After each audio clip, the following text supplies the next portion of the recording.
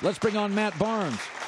By the way, I made the argument that when a player, I always support players when they get traded because I think it's a brutal life. If somebody came up to me and said, Colin, your family has to move to Sacramento, Matt, it would disrupt my whole life, my kids. So I have always defended players that I totally get when players are bothered by trade rumors.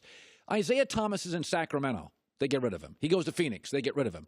He finally goes to a stable organization, Boston. They hug him, and he flourishes. Now he goes to semi-dysfunctional Cleveland. He struggles again. Could I make the argument that the 5'8" guy with a chip on his shoulder, he just wants to be loved, man, and Boston's the only team that put their arms around him, that maybe Cleveland's, Matt, is just too damn dysfunctional for Isaiah Thomas?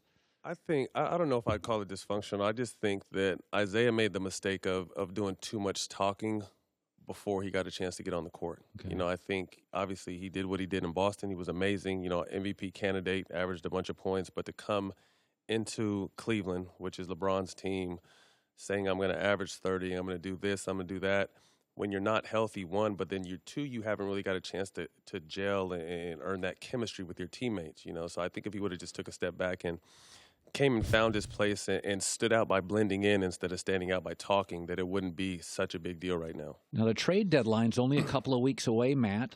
Do you think Cleveland makes a big deal? I think they do. I think something's going to happen. You know, LeBron is a master over there of getting things done and getting what he wants. My only question to that is, all these teams are building great teams on paper. Houston, Oklahoma City now is hot. Cleveland. What sets the Warriors apart is their chemistry. They have an amazing team on paper, but their chemistry is second to none. So guys really put their egos aside when they come to that organization. It's all about winning. Any given night, someone can go off. You're not going to catch, you know, all three superstars off on the same night. It's just different over there. So you can have an amazing team on paper, but chemistry is what matters, and you see that on the court with the Warriors. It's funny, Matt. Before I met you, I was like, Matt Barnes, a tough guy. And then I meet you, and I'm always like, he's so thoughtful. And, like, you get, like, what you're saying is what I wish more players understood. So you moved at the end of your career to the Golden State situation. And take my audience, Matt, into kind of the psychology, to travel with them. These are rock stars. This is like traveling with U2, right. Beyonce and Jay-Z. I mean, you're talking Steph and KD and Draymond's a star. And Steve Kerr, hell, he's a star. Right. What is it like to travel with them and be around them? I think it's amazing because you get that many stars in one area. Usually there's egos or problems or arguing, but there's none.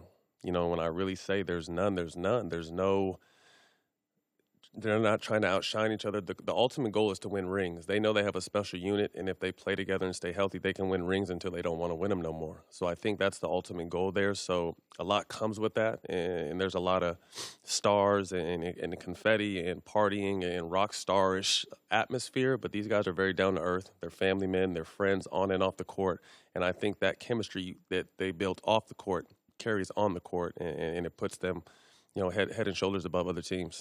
I had a journalist friend text me Thursday, and Kristine last week had a very reliable source on the show say she had heard LeBron is interested in Houston, certainly considering Houston, to which I consider to be very valid. Daryl Morey, Chris Paul. I think LeBron likes the idea of playing with guys who can, you know, veterans, smart high. I had a source this weekend tell me, listen, L.A. is not off the table with LeBron. And, you know, whichever one is right, what is your feeling as a player? Like when players text you, what are they saying about LeBron's future? I personally think that the Houston play would be a play to try to win another championship. But I think ideally to ride off in the sunset, to get ready for the next journey in his career, which he's expressed he wants to be an owner. There's no better tutelage than Magic Johnson. There's no better city to do it than in L.A. I heard he has multiple houses out here, and I think it would be a great situation to get him around Kuzma and Zoe and some of their younger guys to really teach them how to win and teach them how to be pros, along with all the amazing young talent they have. So I think the sun is set as far as him thinking him being able to beat the Warriors. I mean, I really don't even think Cleveland wins that first title unless Draymond is, if Draymond doesn't get kicked out of the game. Right. I think that, the Warriors would be going for 3 in a row. So I think this is their last run. I still believe that they're the strongest team in the East. I love Boston, but they're young and they haven't been there yet. Jason Tatum, 28 minutes. Love him. I love him too, but he's a kid. Yeah, exactly. Love him, love their talent. But I think once LeBron leaves or once LeBron's done in the East, it's Cleveland's time. But it's still hard for me to bet against him.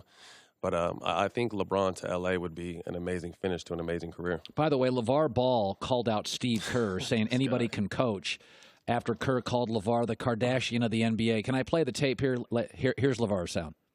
I'm just saying, Steve Kerr said, I'm the Kardashian. I'm telling him the Milli Vanilli. You know how they did the fake singing, he doing the fake coaching. Because that team was already put together by MJ. And not Michael Jackson, Mark Jackson. What do you make of that? What do you make of that, Matt Barnes? I think he says stuff for a reaction. 10 out of 10 times, everything he says is out of reaction. And one thing about coaching is, obviously, Coach Kerr has an amazing roster, and that's no secret, but players got to respect you. You know, first and foremost, they wouldn't respect LaVar. Well, of course not. But, yeah, they definitely respect Coach Kerr, and I think the secret with him is he's been a player. He's been there. He's done that. And he's similar to Phil Jackson and Pop from the standpoint that if he puts you out there or you're in the rotation, he trusts you. So he really doesn't have to do too much yelling or... He does. He yells at officials. He does. You know, and he'll yell sometimes. You know, he'll break a clipboard and his little face will get all red and he'll get, he'll get upset. But for the most part, he trusts you out there. So you may sit back and like, oh, he's just sitting there. But that's because he has the ultimate trust in his players and the players have the trust in him. So sometimes the sign of a great coach is just if you have something that's amazing, just get out of the way. You know what I mean? Add your points where you see needed. But for the most part, with Draymond, who's a coach on and off the floor, Steph, high IQ, KD, high IQ, Clay, the list goes on, Andre Iguodala, David West. I mean, there's not really too much you have to tell these guys. You know, so I think Steve Kerr's secret is, hey, you know, he implement my system, what I want, what I don't want, and then just sit back and watch this amazing machine go to work. Best dressed guest we've ever had on the show, Matt Barnes. Wow. Thank you. You look good. At the shoes. You really the shoes are my favorite. Yeah, I don't really dress up too much, but when I do, I can do it. You know what I mean? Yeah. You're bringing it today. This is like Grammy's carpet. Oh, good Lord, you are all dressed up. And my ankles are even lotioned, too. You can't really see them, but I got my ankles shown. But some people make the mistake of not lotioning their ankles when they have them out. Huge mistake. Huge. I've been saying that, Matt, for years. Wow. Death. He doesn't wear socks with his shoes either. Yeah, she asked me about that, and we were getting our makeup this morning, and my feet don't really sweat. Did you know, a fun fact I learned, Colin, I don't know if you know this either, that basketball players wear 3 pairs of socks in their shoes for a game? I mean, some guys wear 1, some guys wear 2, but I've been 2 or 3, you know, from the jump, just because I want my shoes as tight as possible. I want my ankles taped tight because you don't really want to go down with a severe sprained ankle. So to me, I just needed my shoes as tight as possible. You got game all over the place.